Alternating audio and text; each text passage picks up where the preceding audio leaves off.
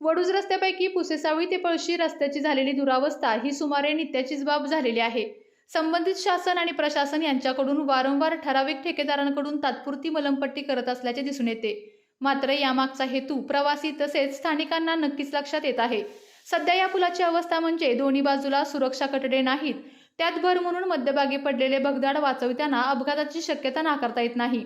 याबाबत स्थानिक नागरिक आणि प्रवाशांकडून याबाबतच्या प्रतिक्रिया घेण्यात आल्या आहेत।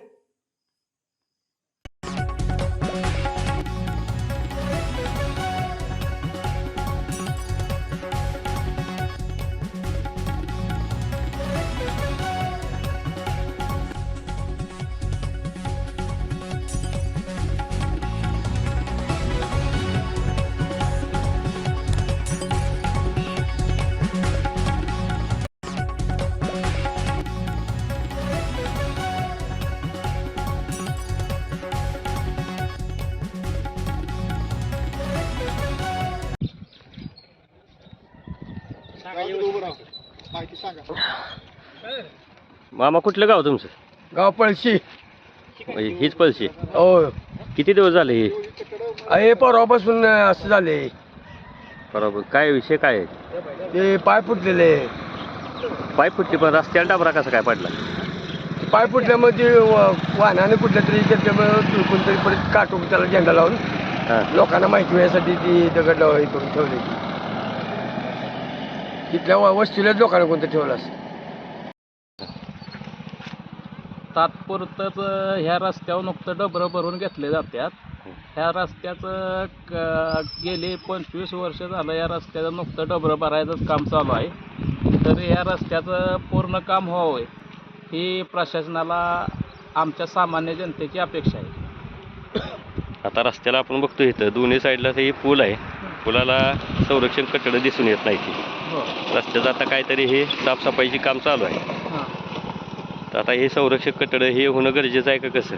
हो, संरक्षण कट्टर होणं गरजेचं आहे. एखादी 4 व्हीलर आले दोन्ही संघ तर त्या पुलात जाण्याची शक्यता आहे आणि जीवितहानी होण्याची मोठी दाट शक्यता आहे. खड्डे दुनियाभरचे पडले. तात्पुरती मलमपट्टी होण्यापेक्षा कायमचा कायमस्वरूपी हा रस्ता तर झाला पाहिजे त्या लोकांसाठी, इथल्या लोकांसाठी. आणि भुसावळ वडूजला इतकी वाहतूक आहे, कराडपर्यंत, कराड दहिवडी. या आपल्या महाराष्ट्रात वाहतूक, आपल्या नसेल इतकी वाहतूक ह्या रोडला असून बी रस्ता होत नाही. कोणता रोड आहे? कराड दहिवडी रस्ता प्रमुख आहे, वाहतुकीचा रस्ता आहे, रहदारीचा रस्ता आहे. आणि आपला आवून जो रायपूर सातारा झाला ना रोड, त्याच्या अगोदर हा व्हायला पाहिजे होता. म्हणजे रस्त्यावर रहदारी खूप आहे. रहदारी माल वाहतूक असतो, प्रवासी माल वाहतूक, येणाऱ्या गाड्या इकडनं जाते ते सोलापूर, अपघात काय झालं तर इथं प्रशासन पोहोचणार का? आणि 2-3 वर्षापूर्वी झालेले अपघात.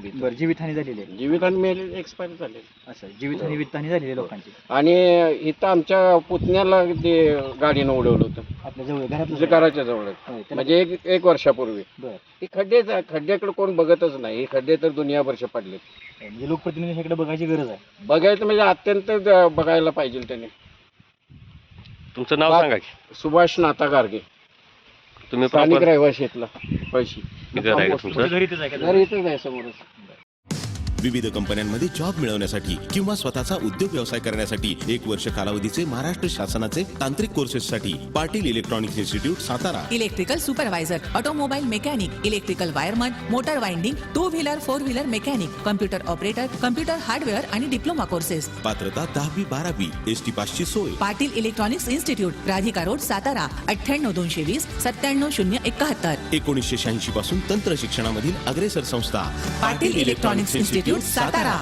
आपल्या तालुक्यातील, जिल्ह्यातील बातम्या सर्वप्रथम पाहण्यासाठी आजच सातारा न्यूजला YouTube चॅनलवर सबस्क्राईब करा, लाईक करा, शेअर करा आणि बेल आयकॉन प्रेस करायला विसरू नका.